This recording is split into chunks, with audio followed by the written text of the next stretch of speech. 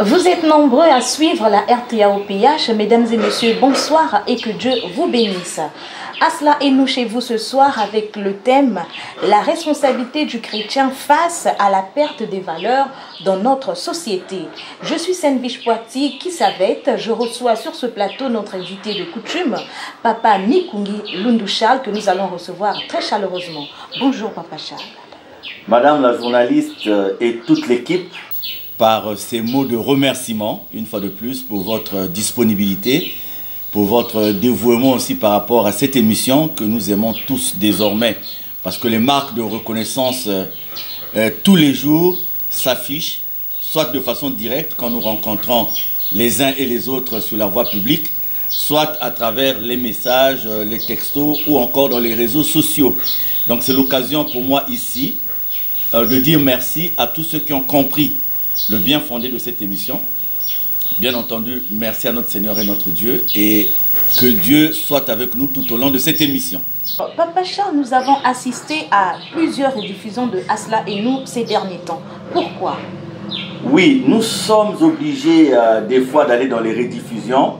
Madame la journaliste, moi qui vous parle, il y a des moments où je me demande si je suis devenu un robot, et je me demande des fois comment je fais pour être dans plusieurs activités à la fois. En tout cas, gloire soit rendue à notre Seigneur et notre Dieu. Donc vous savez, j'ai des occupations sur le plan professionnel. Sur le plan spirituel, vous connaissez les aléas, les vicissitudes et toutes les circonstances qui sont liées à ce que vous connaissez, à ce que aussi l'opinion connaît tant soit peu. Et donc, quand vous mélangez tout cela, vous trouvez que certains moments deviennent difficiles, certains temps libres deviennent difficiles à trouver. Et entre-temps, je me suis lancé encore dans une autre réouverture de carrière quelque part. Donc c'est ce qui a fait que les jours passés, nous n'avons pas pu avoir ce privilège de direct. Et nous étions donc obligés de passer par des rediffusions. Qu'à cela ne tienne, de temps en temps, nous ferons cet effort, par la grâce de Dieu, d'être en direct pour le bien des auditeurs et des téléspectateurs. Alors, votre analyse de l'évolution actuelle de la pandémie du Covid-19 dans le monde? Voilà, donc pour répondre à votre question, je voudrais, en tant que leader d'opinion, entre guillemets, dire quand même à nos frères, à nos sœurs, dire à tous ceux qui nous suivent que la pandémie de Covid-19 est une réalité. Parce qu'aujourd'hui, il me semble que dans les consciences des uns et des autres, il y a un peu comme un relâchement.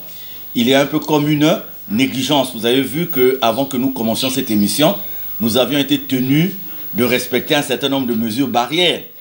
Nous ne sommes pas allés vers le port du masque au cours de cette émission. C'est parce que nous avons pris le temps de respecter la distanciation, mais aussi nous avons eu le temps de nous rassurer sur certaines données. Vous avez vu la désinfection, des équipements, des matériels.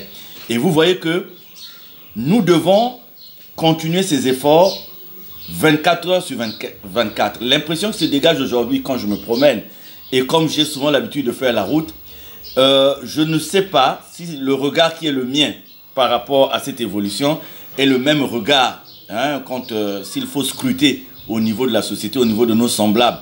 Moi, je trouve qu'il y a comme un relâchement. À un moment donné, c'est comme si, dans la pensée collective, la pandémie n'existait plus. Mais quand je suis les informations, quand je regarde l'évolution de cette pandémie autour du monde, j'ai quand même quelques inquiétudes, madame la journaliste. C'est-à-dire que quand on voit en Occident, quand on voit aux Amériques, quand on voit en Asie, quand on parle de variants, quand on parle de mutations en ce qui concerne ce virus, quelque part, je me pose de nombreuses questions. Parce que cela se passe dans des pays qui, par rapport aux nôtres, ont une avancée technologique qui n'a pas les mêmes dimensions s'il faut comparer à nos sociétés, à nos États.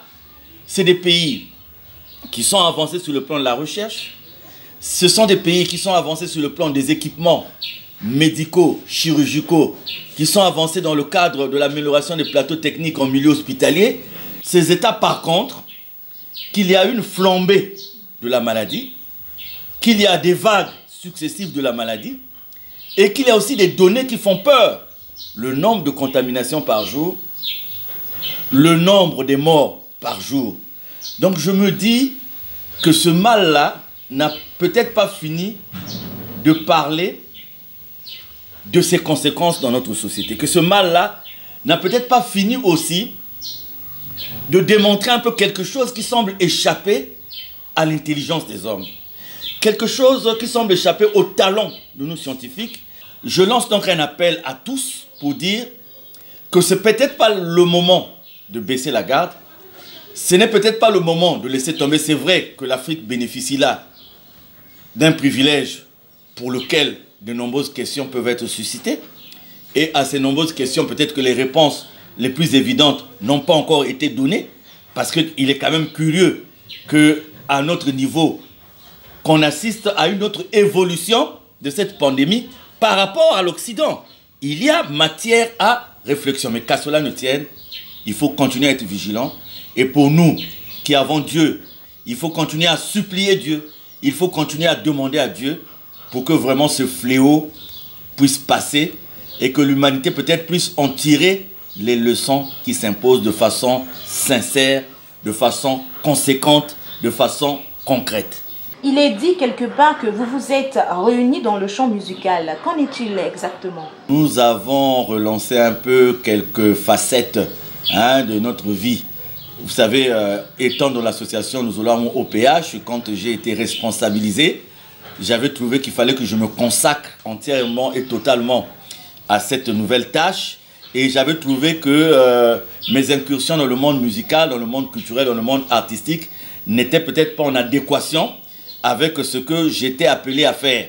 Mais le président fondateur de notre association, Guy-Émile Oufouas-Sétukwabo, m'avait recommandé de repartir dans tous les champs qui faisaient de ma vie une vie pleine, une vie entière, et notamment le domaine artistique. C'est de là d'ailleurs qu'il m'avait donné, les gens m'appellent Tuta Kwenda, parce que c'est le maître qui me dit Tuta Kwenda, c'est-à-dire que tu es là, c'est vrai, tu as les fonctions, mais il ne faut pas oublier que tu as une vie, et cette vie, il faut y aller. Le même président fondateur a dit non, que nous pouvons composer même des chansons mondaines.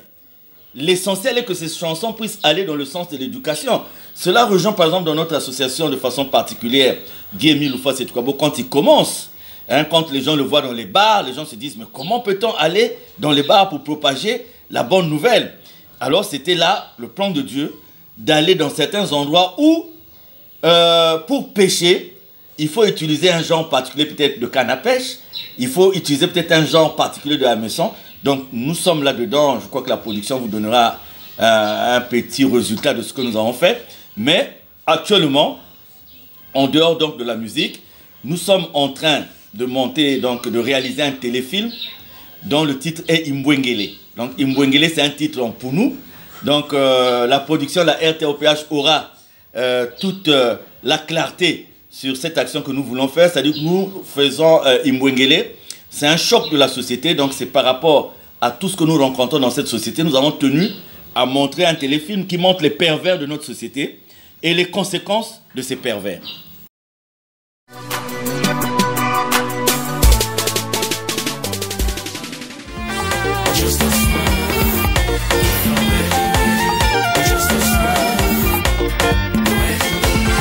Just your strength. If you're ready, ready. Just your strength. Ready? Dance. Oh, mama, wiza beto binaya. Oh, mama, wiza beto binaya. Oh, papa, wiza beto binaya. Oh, papa, wiza beto binaya. Tek babor yange, tek yange. Tek manim yange, tek yange. Belle maladie à sida na pousso biange. Oh, belle maladie à bon na pousso biange.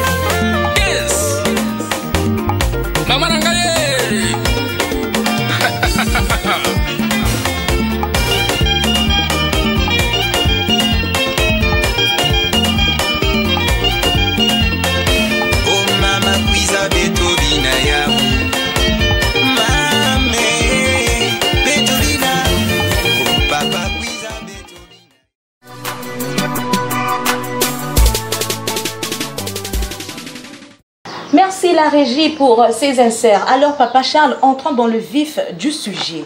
Alors, comment pouvez-vous définir la société? La société en tant que telle est définie dans le dictionnaire. Donc, c'est un ensemble des êtres humains qui vivent de façon organisée. Et dans cette organisation, on retrouve des lois, on retrouve des règles, on retrouve des institutions. Donc, c'est ce qui forme la société. Vous posez une belle question. Parce que quand on parle de société, les gens ont l'impression que la société est une entité virtuelle. Alors que la société, c'est une composition de vous et nous.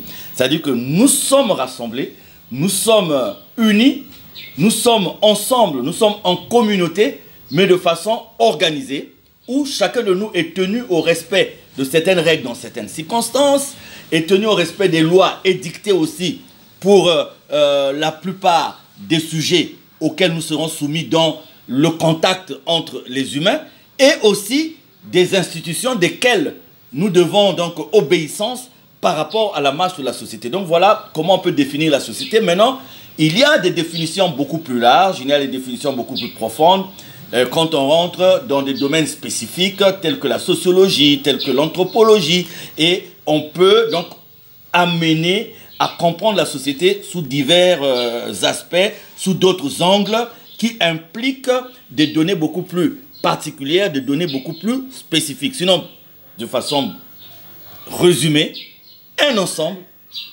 des humains qui vivent de façon organisée. Lorsque vous parlez de la perte des valeurs, qu'entendez-vous par là? J'aimerais appeler donc très respectueusement l'attention des auditeurs et des téléspectateurs qui nous suivent par rapport au thème d'aujourd'hui, parce que je trouve que le moment est grave. Madame la journaliste, permettez-moi de m'apaisantir là-dessus. Je croyais être le seul à remarquer un certain nombre de pertes des valeurs au niveau de notre société. Mais lorsque je me promène, lorsque je suis en contact des gens, et ça je vous dis, Madame la journaliste, dans tous les domaines de notre vie, que ce soit dans le monde des affaires, que ce soit dans le domaine professionnel, que ce soit dans le domaine de la santé, de l'éducation et même des loisirs, nous avons une société qui n'a plus de nom. Nous avons une société dans laquelle les gens ne se retrouvent plus. Je pensais que c'était un choc générationnel. À un moment, j'ai pensé que c'était dû à la comparaison que nous autres nous faisons des vies que nous avons connues avant à la vie que nous connaissons aujourd'hui. Je me suis dit, bon, nous avons peut-être la nostalgie des bonnes choses de notre temps qu'on ne retrouve plus aujourd'hui. Et c'est la raison pour laquelle nous décrions peut-être le devenir ou bien le fait qu'aujourd'hui notre société soit vraiment, entre guillemets, dans la boue. J'ai pensé à ça. Je me suis dit, bon, par exemple, à notre époque, les relations entre les parents et les élèves étaient de tel ordre. Aujourd'hui, on assiste à un autre genre de relation. C'est même prendre l'alcool à l'époque pour un enfant. Prendre l'alcool pour un jeune. Sortir, par exemple, un enfant qui vit encore chez les parents, qui sort tant qu'il n'a pas la permission des parents et que les parents ne savent pas où est-ce qu'il va aller. Vous voyez, il y avait quand même des schémas à l'époque qui ressortait d'une éducation qui est différente de l'éducation que nous connaissons aujourd'hui. Donc, dans un premier temps, j'ai pensé à un choc de génération. Mais je me rends compte que même ceux qui sont nés et qui répondent de la génération actuelle font le même constat. Ceux qui sont lucides, ceux qui sont objectifs, ceux qui sont logiques font le même constat. Nous avons une société qui est en train de descendre dans le gouffre. Madame la journaliste, quelqu'un disait que si ceux qui composent la société perdent les repères, si ceux qui composent la société perdent les vertus qui sont exigées pour une vie en société qui répond à l'amour du prochain, qui répond au respect de l'autre, eh bien, nous avons une société qui est morte. Et la dimension atteinte aujourd'hui dans la perte des valeurs en ce qui concerne notre société fait peur. Si et seulement si nous tous qui nous réclamons de Dieu, nous tous qui nous réclamons de la parole de Dieu, madame la journaliste, franchement, si nous pouvions mettre tant soit peu en application ce que la Bible nous demande, ce que Dieu nous demande, là où le bas blesse, c'est que il y a comme un engouement de gens à la prière. On voit de plus en plus de gens rejoindre les lieux de prière. On voit de plus en plus des églises s'ouvrir à gauche et à droite. On voit de plus en plus de vocations. Pasteurs, prophètes, bishops, archibishops, ceci, cela. Tout ça devrait avoir un impact dans la société, de dire oui, la société congolaise par exemple, les gens prient. C'est le changement dans la société. Le changement part d'abord du fait, le voisinage va se rendre compte de votre attachement à Dieu par le changement de comportement. Donc on verra que vous n'êtes plus violent, que vous n'êtes plus bagarreur. Et si vous étiez un ivrogne, que vous n'êtes plus ivrogne. Si vous étiez une femme frivole, on vous voit maintenant rester chez vous. Parce que vous étiez, dès que le mari va en mer, en tout cas la minute qui suit, vous êtes aussi à terre. Donc on est offshore. Donc voilà, donc sur le plan individuel d'abord, il y a des choses auxquelles nous assistons aujourd'hui dans notre société qui font peur et qui interpellent ceux qui parlent de Dieu. Et des choses qui doivent interpeller ceux qui fréquentent les lieux de prière. Parce qu'aujourd'hui, il ne s'agit plus simplement de fréquenter le lieu de prière pour fréquenter le lieu de prière, de fréquenter les lieux de prière par habitude. Mais il faut fréquenter les lieux de prière pour obtenir en soi d'abord une intimité sincère avec Dieu, avec une transformation de soi de par Dieu. Et cette transformation doit se faire ressentir dans notre relation avec les autres au niveau de la société. Regardez aujourd'hui, nous sommes le samedi 13. Demain, c'est le 14 février. Madame la journaliste, vous esquissez un sourire parce que vous savez déjà de quoi je vais parler. Les gens vont vous parler demain, et même à partir d'aujourd'hui, même qui sait depuis avant-hier, il y a une forte agitation autour de ce qu'on appelle le phénomène Saint-Valentin. Parce que nous sommes un 14 février, et même les gens qui ne connaissent pas la signification de Saint-Valentin, on en fait de Saint-Valentin une chose par rapport à leur compréhension. Donc vous voyez, la bêtise prend de plus en plus forme, l'inutilité prend la place de ce qui est utile, et dans la société d'aujourd'hui, vraiment les choses sont devenues compliquées, les choses sont devenues difficiles. Il faut qu'on en parle. Et je ne voudrais pas en parler de façon gratuite. Je veux en parler à nous autres qui sommes conscients du fait que nous avons accepté Dieu et que si nous avons accepté Dieu, il y a forcément un changement qui doit s'opérer en nous et ce changement doit avoir une répercussion au niveau de la société. Pourquoi voulez-vous impliquer les chrétiens dans ce débat? Pourquoi je veux impliquer les chrétiens dans ce débat, madame la journaliste? Vous me posez une très belle question. Parce qu'aujourd'hui, on peut se dire que ceux qui ne connaissent pas Dieu, même le jour du jugement, peut-être, n'auront pas la même rigueur de la part de Dieu que nous autres qui avons connu Dieu. Parce que notre jugement sera plus sévère, parce qu'à nous, Dieu a donné des recommandations. Que ce soit depuis Exode, que ce soit depuis Jésus, que ce soit aujourd'hui. Dieu nous a donné des recommandations. Et celui qui ne connaît pas Dieu, il a sa conception de la vie. On ne peut pas lui parler de l'amour sincère de Dieu. On ne peut pas lui parler de ceci. Bien que on peut retrouver parmi ceux qui ne connaissent pas Dieu, on peut retrouver des véritables serviteurs de Dieu, entre guillemets. C'est-à-dire des gens qui sont fréquentés les églises, sont fréquentés les lieux de prière, respectent leur prochain, aiment leur prochain, mieux que tous ceux qui préparent pendant une semaine la meilleure tenue pour être à l'église le dimanche. Donc les chrétiens, parce que moi je trouve que la société aujourd'hui, et je le dis au cours de plusieurs émissions, que la société aujourd'hui ne doit pas subir, l'église ne doit pas subir plutôt de la société. C'est la société qui doit subir de l'église. La société ne peut pas imposer sa marche à l'église. La société ne peut pas imposer ses pressions à l'église. C'est l'église qui doit imposer à la société la marche à suivre parce que nous visons tous dans notre intimité avec Dieu, nous visons tous dans notre communauté avec Dieu des bonnes relations dans la société avec le prochain parce que c'est la mise en pratique de l'amour sincère du prochain que Dieu nous demande. Merci Papa Charles pour ces précisions. Nous allons donc faire un tour du côté de la régie, suivre ces inserts et on revient tout juste après.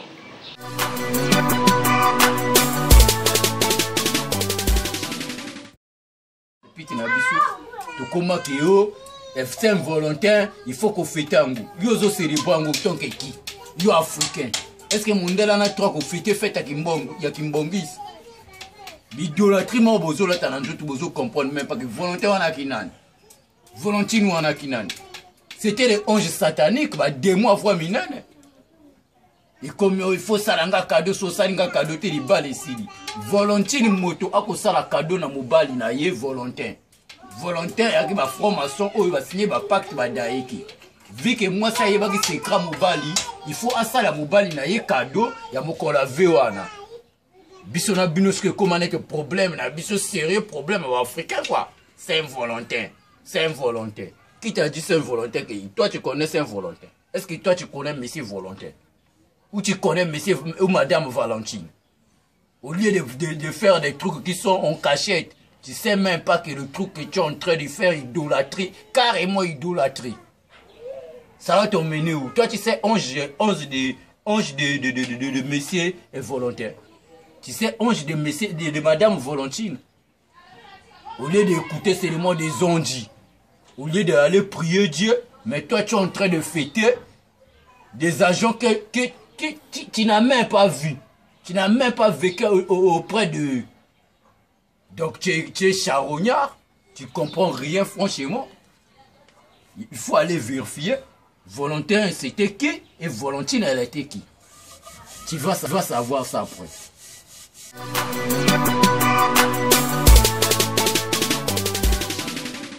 Merci la régie pour ces inserts. Pour vous qui venez de prendre d'assaut la RTAOPH, vous êtes en direct de l'émission Asla et nous avec le thème la responsabilité du chrétien face à la perte des valeurs de notre société. Alors, Papa Charles, de façon directe et frontale, qu'est-ce qui vous choque dans la société d'aujourd'hui? Beaucoup de choses me choquent. Madame la journaliste, j'ai vu des jeunes enfants, je crois que le plus grand ne pouvait pas avoir plus de 13 ans, attablés avec une table remplie de bouteilles d'alcool. Et la dame qui les sert dans le débit de boisson est fière de continuer à servir des petits enfants comme ça, mais de voir que ces enfants étaient au-delà d'une bouteille, ça m'a écœuré. Aujourd'hui, pour le gain, les gens ne voient plus la morale. Aujourd'hui, pour le gain, les gens sont prêts à tout. Donc, aujourd'hui, vous pouvez vendre la cigarette à un enfant de 6 ans parce que ce qui vous préoccupe, vous, c'est l'argent qui va rentrer. Combien des foyers aujourd'hui, madame la journaliste, ont perdu leur dignité parce que l'homme chrétien qui va à l'église, la femme qui l'a ne suffit pas. La femme chrétienne qui va à l'église, l'homme qui l'a ne suffit pas. Au moment où nous passons cette émission, imaginez combien de femmes mariées chrétiennes, combien des hommes mariés chrétiens sont en train de tromper qui leurs femmes, qui leurs hommes. Et ça, c'est devenu un moyen de vivre normal. C'est-à-dire que les gens, même dans certaines églises, les gens vont vous dire que c'est des sujets qu'il ne faut pas évoquer. C'est des thèmes qu'il ne faut pas évoquer. On dit la vie est comme ça. Et ce n'est pas parce qu'on prie qu'on doit être en dehors de cette vie. Combien de gens aujourd'hui ont subi des décisions qui ne répondaient pas à la réalité parce que quelqu'un a encaissé de l'argent quelque part, quelqu'un qui prie et qui prend une décision sachant que cette décision va détruire la vie de quelqu'un, va détruire la carrière de quelqu'un. Et ce quelqu'un-là a une famille, a des enfants. Donc en détruisant la vie de cette personne, ce sont des enfants qui vont être aussi, qui vont avoir une vie impactée par cette décision. Et si cette personne était un soutien de famille, donc c'est toute une famille qui va être dans une situation difficile parce que quelqu'un qui prie, soi-disant, s'est levé un matin, au lieu de prendre la bonne décision pour l'argent, pour la corruption, la personne s'est levée pour prendre une décision qui ne répond ni à sa conscience, ni à la logique, ni en toute objectivité, ni à rien de ce qui est concret. Et il va être heureux, entre guillemets, d'utiliser cet argent. C'est parfois une partie de cet argent aussi qu'il va aller donner à l'église, comme dîme, comme mabonza. Vous voyez comment on fait rentrer la saleté dans les lieux de prière. Et c'est avec cet argent qu'il va entretenir les enfants qu'il va envoyer à l'étranger, alors qu'il a détruit des enfants qui ne pourront plus aller à l'école parce qu'on a détruit la vie de leurs parents par des mesures injustes, par des décisions injustes, par quelqu'un qui dit prier et qui s'est levé un matin pour être corrompu. Et combien, si on parle des chrétiens corrupteurs, des chrétiens qui savent qu'ils ne peuvent pas avoir raison. Et pour avoir raison, il est obligé d'utiliser l'argent, il est obligé d'utiliser la corruption. Vous savez aujourd'hui combien de gens ont perdu des boulots parce qu'ils n'ont pas voulu corrompre? Combien de gens ont perdu des opportunités parce qu'ils n'ont pas voulu accepter les conditions impropres et insalubres qui leur étaient proposées par des gens qui prient, d'autres personnes qui prient? Savez-vous combien des femmes ont perdu leur dignité parce qu'on leur a dit avant qu'on vous prenne à tel boulot, il faut que vous vous déshabillez devant telle personne? Avant qu'on vous donne tel avantage, il faut que vous vendez vos faveurs à telle personne. Et les personnes qui exigent ces faveurs, ce sont des personnes qu'on retrouve dans les lieux de prière, qu'on retrouve dans les dambages, qu'on retrouve dans les paroisses, qu'on retrouve dans les quilombos, qu'on retrouve dans les cathédrales, qu'on retrouve dans les sous-sections. Il y a péril en la demeure. Ce qui me choque dans la société d'aujourd'hui, c'est que les gens n'ont plus la crainte de Dieu. Madame la journaliste, je dis aux auditeurs, aux téléspectateurs que ce que je dis est peut-être fort, mais ceux qui veulent bien prendre un temps de réflexion, vous allez comprendre que nous avons un rôle à jouer dans cette société bien aimée, parce que nous connaissons Dieu, parce que nous connaissons la parole de Dieu, parce que quelque part, Dieu nous posera la question de savoir, vous avez vécu dans une société où vous avez encouragé tout ce qui est mauvais, où vous avez encouragé à ramener vers le bas cette société, alors que tous les jours vous étiez à l'église, tous les jours vous étiez soi-disant en face de moi. C'est une grande responsabilité. Merci Papa Charles. Avant la responsabilité individuelle, quelle est selon vous la responsabilité de l'Église dans son ensemble face à ces dérives? Madame la journaliste, la responsabilité de l'Église est grande. Madame la journaliste, comparez un peu, voyez le livre des Actes des Apôtres dans la Bible. Regardez comment vivaient les gens et autres. Regardez l'apôtre Paul, l'œuvre de l'apôtre Paul, et comparez à nous autres aujourd'hui. Le serviteur de Dieu aujourd'hui, l'homme de Dieu aujourd'hui, le responsable d'une église aujourd'hui, n'aime pas la souffrance. N'aime pas la souffrance. Aujourd'hui, on a oublié que tous ceux qui sont allés dans le monde pour propager la bonne nouvelle, que tous ceux qui sont allés dans le monde pour parler de Dieu, pour parler du Christ, c'est des gens qui ont été humiliés, c'est des gens qui ont été persécutés, c'est des gens qui ont été emprisonnés, c'est des gens qui ont été enchaînés. Pourquoi? Parce qu'ils étaient les moteurs de cette lutte du bien contre le mal. Mais comparé avec les hommes de Dieu d'aujourd'hui, on va vous dire, ah, pasteur Nabiso Asombi Djipasika. Ah, pasteur Nabiso Akenapoto. Ah, pasteur Nabiso Ateli, hein. Aujourd'hui, donnez-moi les noms des hommes de Dieu qui sont prêts à souffrir, dans le vrai sens du terme, comme a souffert Christ, comme ont souffert les Paul, les Pierre, les Timothée et les autres. Combien? Aujourd'hui, nous avons une église de façade. Nous avons une église où la souffrance n'est plus enseignée, où la persévérance n'est plus enseignée. Nous avons une église qui a ramené Dieu au niveau d'un féticheur. Nous avons une église qui a ramené Dieu au niveau d'un guérisseur, où il faut aller obtenir la prospérité. Il faut aller obtenir... Donc, nous avons transformé le message de Dieu en enlevant aux fidèles les notions de persévérance, les notions de souffrance pour Dieu, les notions d'humiliation, de persécution. Quand on évolue dans l'œuvre de Dieu, le résultat c'est quoi? On va à l'église pour trouver un mari, ça suffit. On va à l'église pour trouver une femme, ça suffit.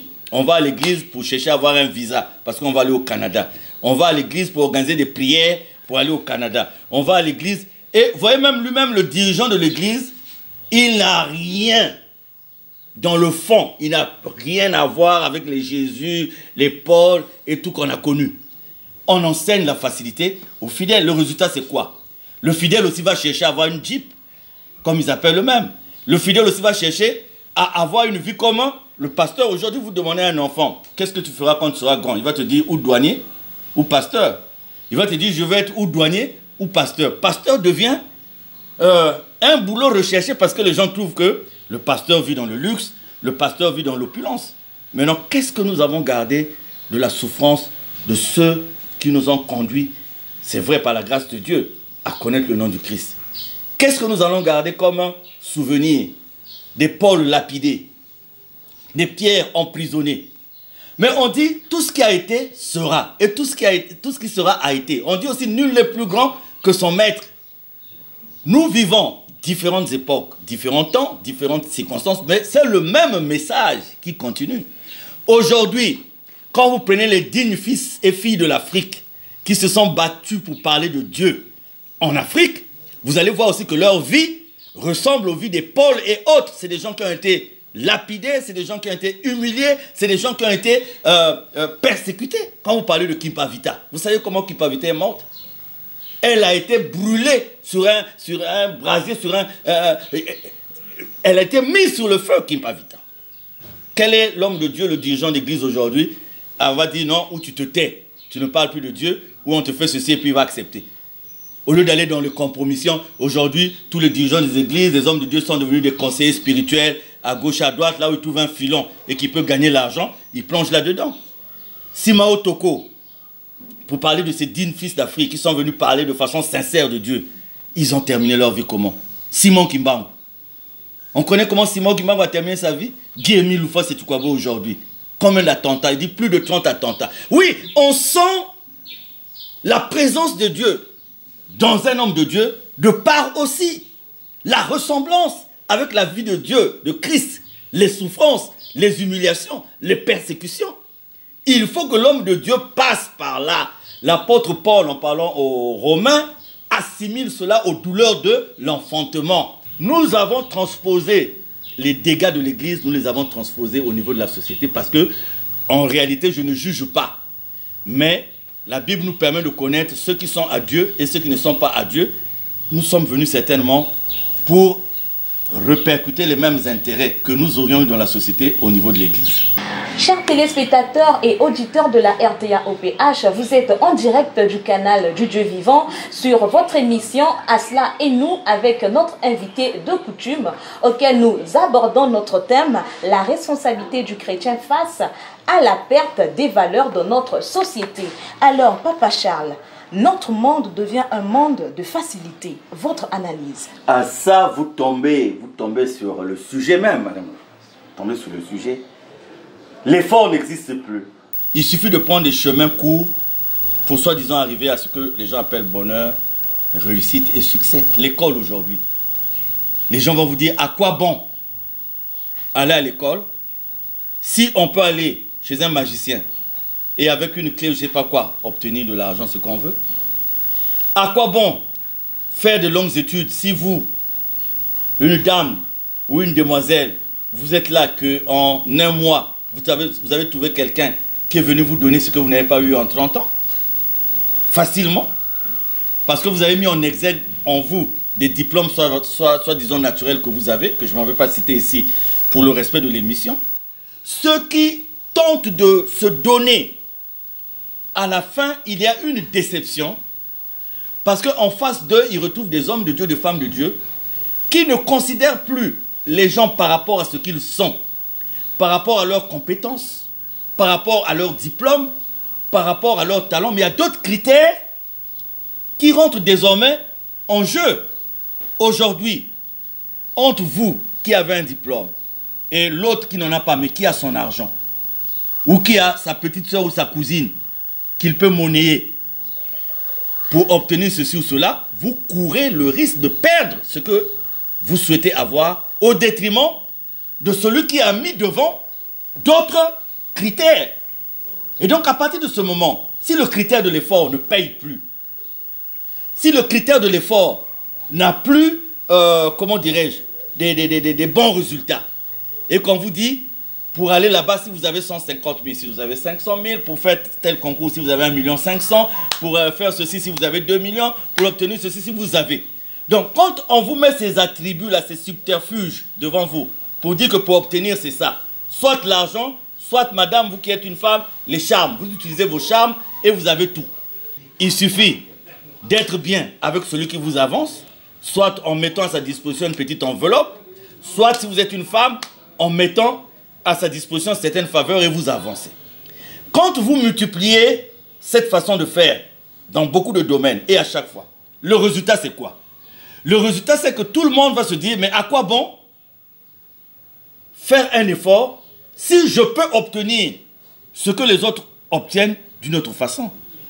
Et aujourd'hui, j'ai un ami qui est promoteur d'une école privée et il a dû recadrer ses enseignants parce que l'enseignant arrive en cours et fait comprendre aux élèves que celui qui veut avoir une bonne note, il suffit qu'il donne tant, qu'il glisse tant, 1000 francs, 500. Oui.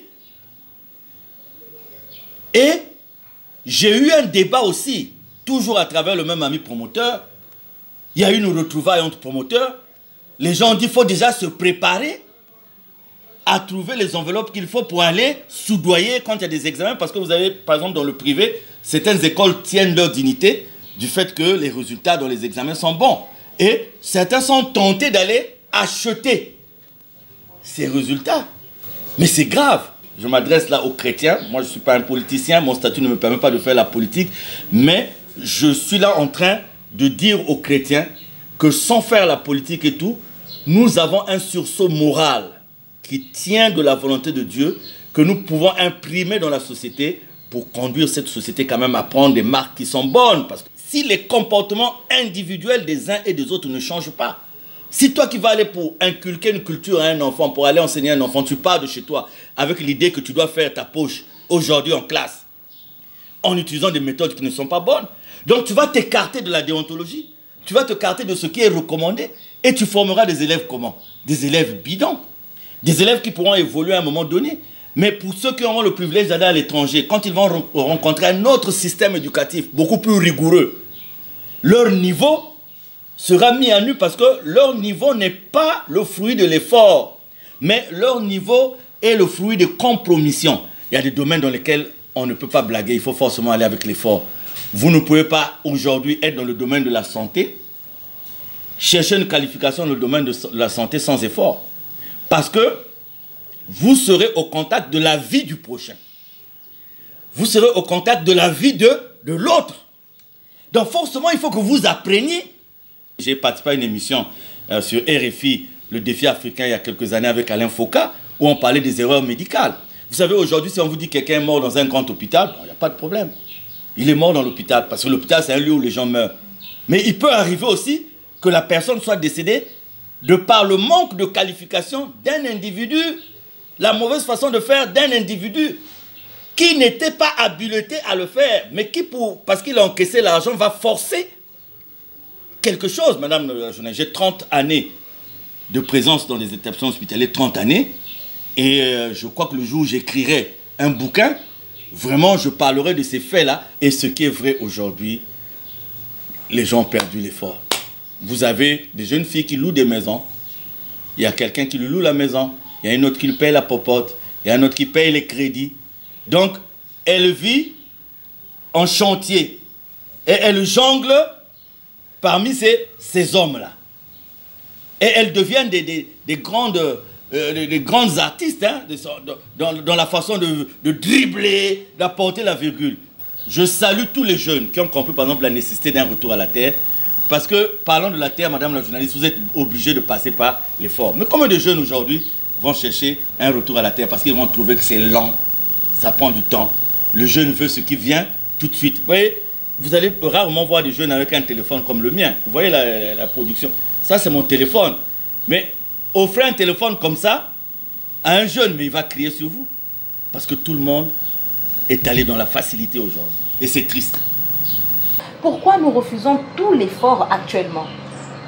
Madame, l'effort est d'abord le fait de la société. Quand il y a des barrières de l'effort qui sont imprimées par la société, tout le monde est obligé de faire l'effort parce qu'on sait, j'aurai telle chose que si je fais ceci. J'aurai telle chose que si je fais cela. Mais non, si à la place de ces barrières de l'effort, la société a mis d'autres, on peut même peut-être pas les appeler barrières. C'est-à-dire que dans ces barrières, la société a mis des petits trous, des failles qui vous disent, bon, si vous êtes heurté à telle barrière, vous pouvez rentrer par tel trou. Le résultat, c'est quoi? C'est que si on se rend compte que de plus en plus de gens obtiennent de par le trou la faille qui a été créée, les gens vont laisser l'effort de côté.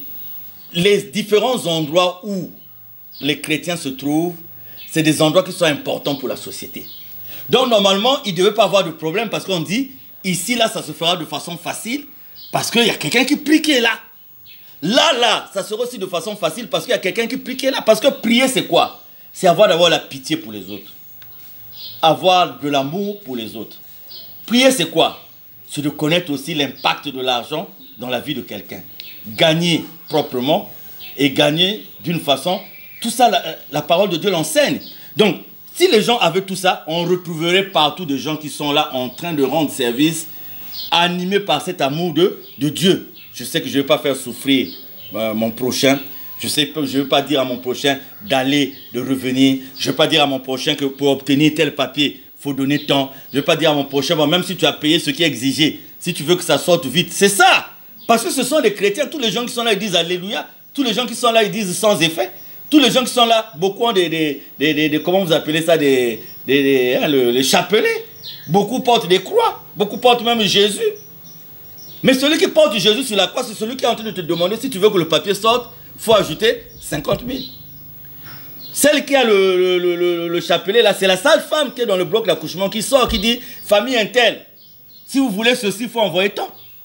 Moi, c'est ça. Mon message, il est là. Il est sur ceux qui parlent de Dieu, mais dont la vie ne reflète pas la vie que Dieu demande. Et c'est ce qui cause la perte de certaines valeurs au niveau de notre société. Alors, Papa Charles, un cri de cœur à l'endroit de tous. Madame la journaliste, il faut qu'on fasse quelque chose. Nous qui prions, il faut commencer par assainir les lieux de prière. Mais moi, je ne comprends pas qu'à longueur de journée, vous êtes conscient que ceux qui vous dirigent dans les lieux de prière, dans les églises, ne répondent pas à la volonté de Dieu. Vous êtes conscient que vous vendez le manioc. Le jour où l'église a ouvert, vous vendez le manioc. Et 10 ans après, vous ne vendez que le manioc. Mais celui qui a ouvert l'église était plus diminué que vous. Mais 10 ans après, il a multiplié voiture sur voiture. Mais vous lisez la même Bible que lui. Vous lisez la même Bible que lui. Moi, avant, je ne comprenais pas ce phénomène. Mais quand je suis allé en Afrique de l'Ouest, que j'ai vu des gens qui vendent des clés, que j'ai vu des gens qui vendent des pierres noires, des gens qui disent, ils vous vendent telle chose, et vous êtes capable de réciter la Bible de Genèse jusqu'à Apocalypse. Ils vous vendent telle chose, vous êtes capable d'opérer tel ou tel miracle. J'en ai vu moi. Au Ghana, j'étais au Ghana, je suis souvent allé au Ghana, les gens m'ont dit que j'étais magicien parce que j'allais au Ghana. À Cotonou, j'ai un petit pied à terre à Cotonou, donc là c'est depuis le confinement, j'y vais pas. Au Nigeria, je suis arrivé au Nigeria. Et je connais des hommes de Dieu qui travaillent avec le Satan. Je connais des hommes de Dieu qui travaillent avec le diable pour la domination. Mais comme nous sommes une société, on nous a enlevé la patience. On nous a enlevé la persévérance. Dans les églises, dans les lieux de prière, on n'enseigne plus la patience. On n'enseigne plus la persévérance. Mais qu'est-ce que vous voulez? On domine la domination. Les gens croient qu'ils vont à l'église, mais en réalité, ils sont dominés, ils sont assujettis. C'est ça le grand débat de l'église. C'est pour cela que vous voyez les hommes de Dieu que nous sommes actuellement, nous refusons la souffrance, nous refusons la persécution, nous refusons les tribulations. Or, souffrance, tribulation, persécution, humiliation font partie intégrante de ceux qui acceptent de porter la lumière. Nul n'est plus grand que son maître. Si Christ a été insulté, si Christ a été humilié, si Christ a été persécuté, eh bien, si vous répondez de Christ forcément dans votre marche spirituelle, en prenant Christ, vous avez droit à ces souffrances. C'est d'ailleurs là où on reconnaît les vrais serviteurs de Dieu. Sinon, si vous êtes acquis au diable, vous êtes dans l'opulence de tous les jours, dans la luxure de tous les jours. C'est pour ça qu'il y a pas mal de scandales dans les milieux de Dieu. Il y a pas mal de scandales dans le milieu spirituel. Vous voyez même là, madame la journée, Jésus a été charpentier, il a travaillé. Les pierres ont travaillé. Paul a travaillé. Quelque part, Paul dit même, regardez ce que nous avons fait de nos propres mains en étant avec vous pour ne pas dépendre de vous. Aujourd'hui, homme de Dieu, on en a fait un métier. Même si on ne paye ni la CNCS, ni les impôts, mais on en a fait un métier où les gens engrangent beaucoup d'argent. Mais s'il y avait une synergie pour que nous puissions repartir à l'époque de la première communauté dans Actes des Apôtres où les gens prenaient tout ce qu'ils avaient de chair, mettaient en commun et on distribuait. Aujourd'hui, tous les hommes de Dieu qui prennent les dîmes, on allait les mettre en commun et distribuer, et ça allait atténuer la souffrance des uns et des autres. On allait construire des centres sociaux, on allait construire des hôpitaux, on allait construire des centres de distribution de vivres aux démunis. Quand vous voyez en France les restaurants du cœur, vous voyez Emmaüs, avec l'abbé Pierre à l'époque, les restaurants du cœur avec le défunt Coluche. Aujourd'hui, quand il y a l'hiver en France, les restaurants du cœur ouvrent pour donner gratuitement de la nourriture aux gens. Emmaüs aujourd'hui a donné des logements aux gens de façon gratuite aux familles démunies. S'il y avait cette synergie de nous qui parlons du réveil, de nous qui parlons de Dieu, s'il y avait cette synergie, cette vie devait d'abord se sentir dans nos propres églises. Mais aujourd'hui, du côté social, même charité bien ordonnée commence par soi-même. Vous voyez même du côté de Luzolo, où Papa Émile nous parle du but de l'association, qui est un programme pour mettre fin à la souffrance. Mais si nous perpétuons l'idée que l'argent doit être donné à certains individus, et il n'y a que eux qui doivent bénéficier de ça, jamais les autres, parce qu'ils sont les dirigeants des églises, parfois parce qu'ils sont les fils de celui qui a créé l'église. Donc mon cri de cœur, c'est quand même d'interpeller les frères et sœurs, que Dieu ouvre les cœurs des gens pour comprendre que l'église a un grand rôle à jouer dans la société, et ce rôle va renforcer le partage, va renforcer la vie communautaire. C'est-à-dire que le chrétien est celui qui travaille sans prendre en considération la tribu de quelqu'un, sans prendre en considération la région de quelqu'un, sans prendre en considération l'origine de quelqu'un. Le chrétien, c'est celui qui, quand il voit un semblable en face de lui, c'est un frère, c'est une sœur. C'est comme si vous étiez né d'une même mère, c'est comme si vous étiez né d'un même père. Donc il ne fait pas de différence par rapport aux origines. Mais aujourd'hui, même quand on parle de tribalisme, vous allez voir que les grands acteurs de tribalisme, c'est les chrétiens. C'est les gens qui prient. Il y avait un dombage quelque part à Vungu, et on a pris une chanson Bembe, pam pam, et puis le frère qui est à côté de moi, il s'arrête de domber, il dit, mais mon frère, comment il dit, ah, la chanson là n'est pas spirituelle. Parce que la connotation, donc vous voyez, la connotation n'était pas... Or, vous savez, même dans les louanges, dans les adorations, quelle que soit la langue qu'on va utiliser, dans un chant, dans un cantique, si vous êtes là en Christ, l'Esprit vous fait comprendre ce que vous ne comprenez pas, ce qui est dit dans la chanson, parce que vous ne communiquez plus de par votre chair, mais vous communiquez par l'Esprit. Un chrétien, vous habitez dans un quartier, autour de vous, il y a des gens qui meurent de faim tous les jours, vous jetez la nourriture dans la poubelle. Vous jetez la nourriture dans la poubelle. C'est ça, il faut qu'on arrive aux actes des apôtres. Parce que la vraie communauté de Dieu, c'est une communauté qui n'a pas de démunis. La vraie communauté de Dieu, c'est une communauté qui n'a pas de pauvres. C'est ce qui est dit dans Actes. Tant que nous aurons des démunis et des pauvres parmi nous, c'est que nous n'avons pas Dieu avec nous. Parce que nous avons Dieu avec nous. Moi, j'ai invité beaucoup des hommes de Dieu. Je dis, on crée une synergie. On crée une énergie, une force. Mettons-nous ensemble pour voir comment répondre aux besoins sociaux des fidèles qui fréquentent l'église. Et nous allons intéresser les gens à suivre Dieu, parce que les gens diront, ah oui, ça c'est une expérience qui est bien. J'ai appelé à plusieurs fois beaucoup des hommes de Dieu. Au lieu que nous nous préoccupons seulement de nous, d'encaisser, de prendre l'argent des églises, nous connaissons les origines des uns et des autres. Pourquoi sur certains plateaux, j'invite des gens au débat, ils ne viennent pas? Ils critiquent là où ils sont. Mais j'ai dit à certains, venez, on va tenir un débat, parce qu'on se connaît. On sait d'où vient X et Y. Donc, charité bien ordonnée commence par soi-même. Donc, ce que je dis, même dans Luzolo, dans notre sein, les gens doivent savoir qu'il faut travailler pour mériter. Et qu'il faut aider. Et que l'argent qui rentre dans les églises, ce n'est pas l'argent de X, ce n'est pas l'argent de Y.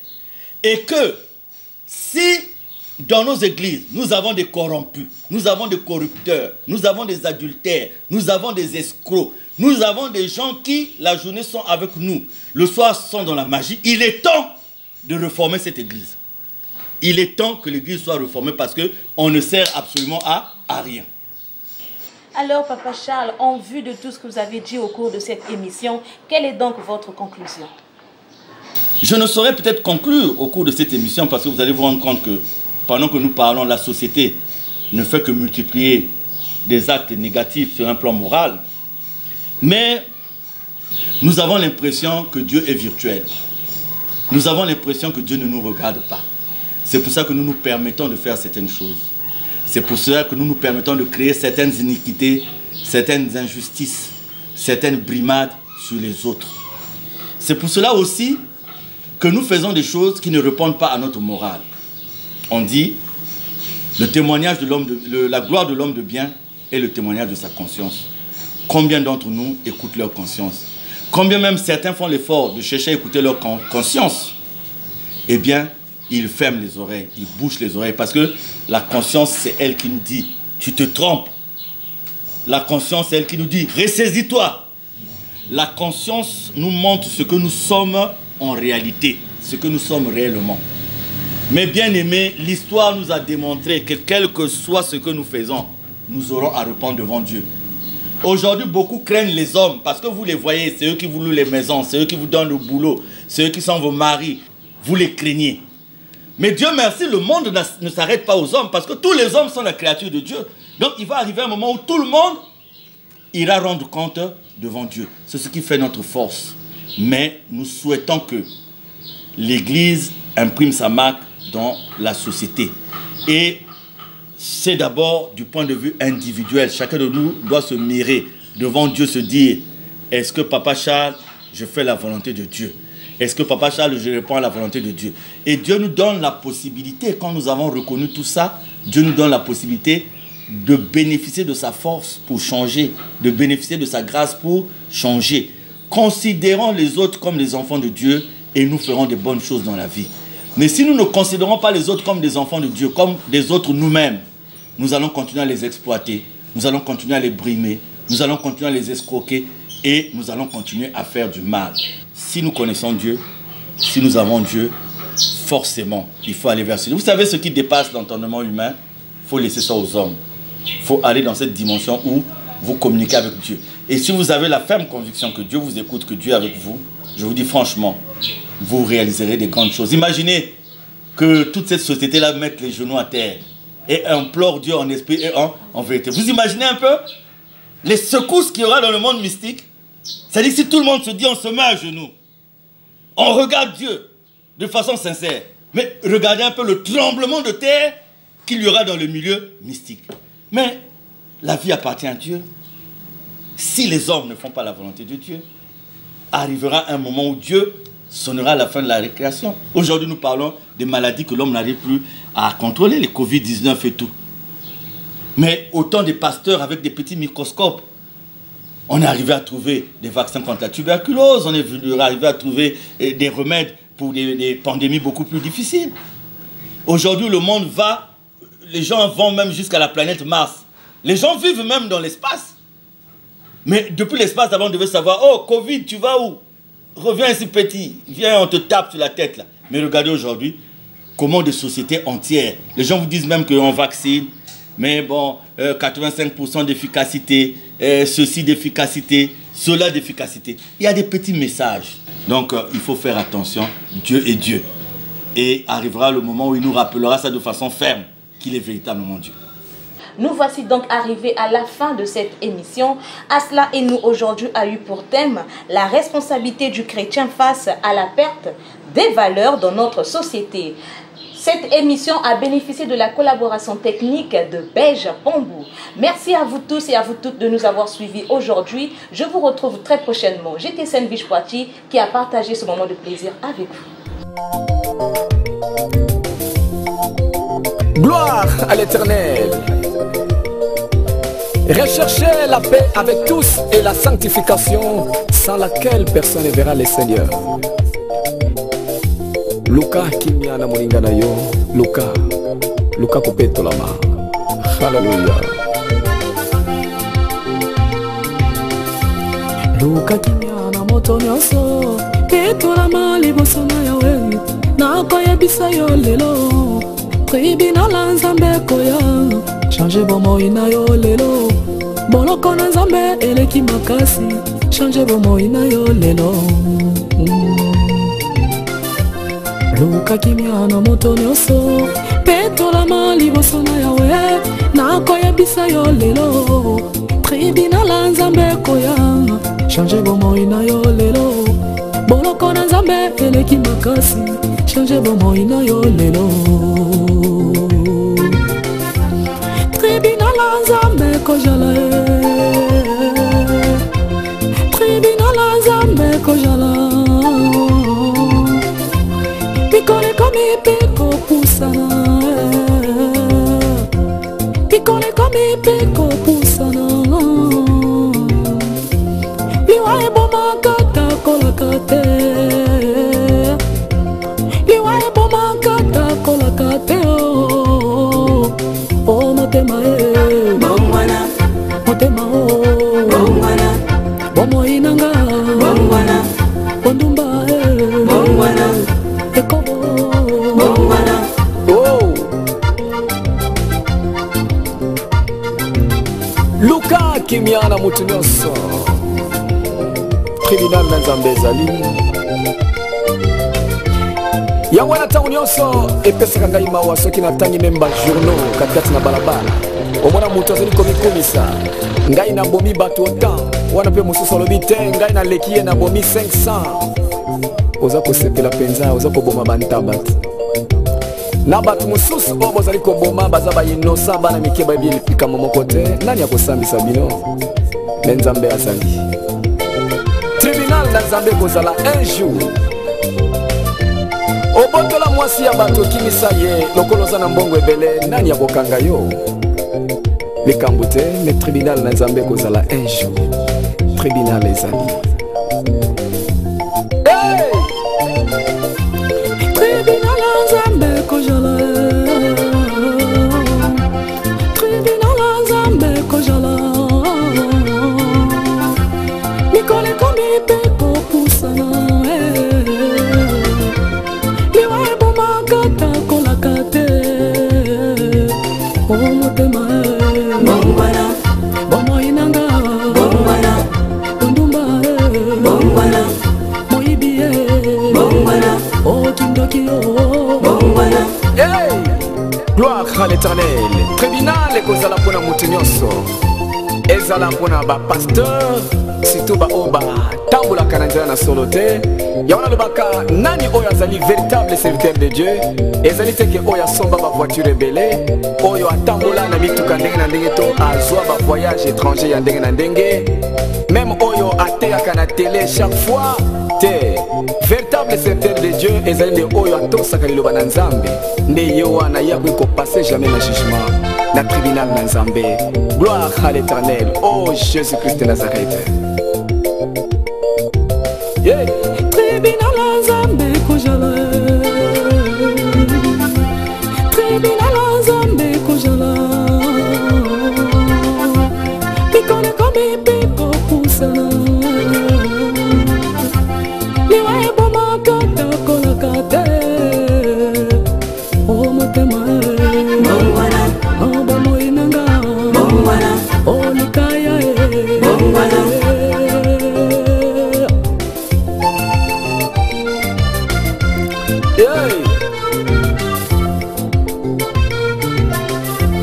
gloire à l'éternel ndeko luka kimia na motu nyonso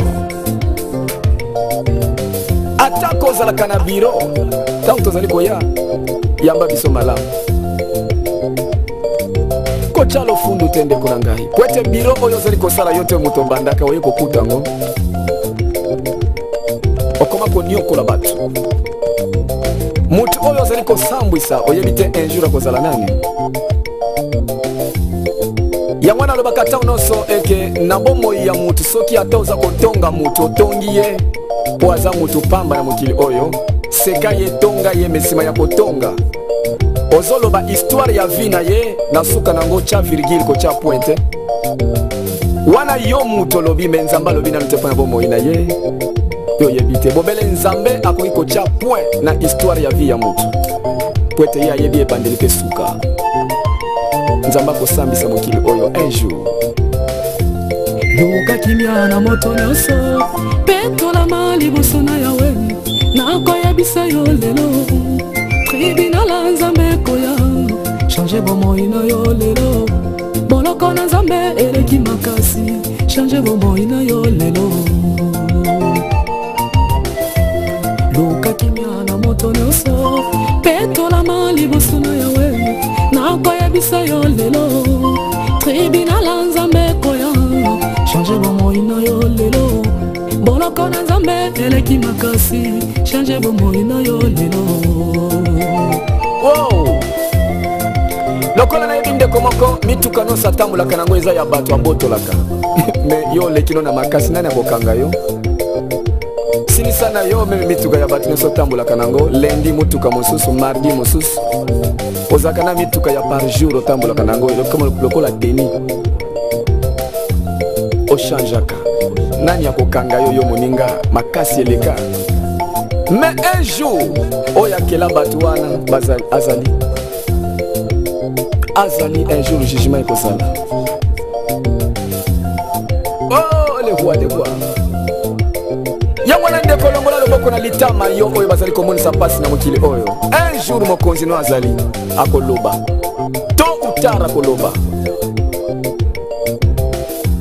Luka kimia na moto nyonso petola mali bosona yawe nakoyebisa yo lelo tribunal nzambe koya change bomoi na yo lelo boloko na nzambe eleki makasi change bomoi na yo lelo tribunal nzambe kojala tribunal nzambe kojala pikone komi piko pusana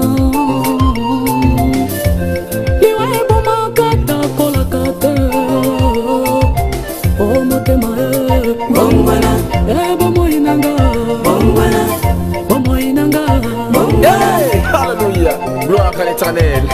Luka Kimia, papa Luka Kimia libosona mwana, patron Luka Kimia libosona domestique na yo pe batuna misala, riche devant pauvre, politicien devant ba peuple, militaire devant ba civil, pasteur et pas na ba fidèle na yo, chrétien et pas na païen, roulage et pas na chauffeur, chauffeur et pas na ba client. Gloire à l'Éternel Luka Kimia, alléluia. Hey. Mikole komi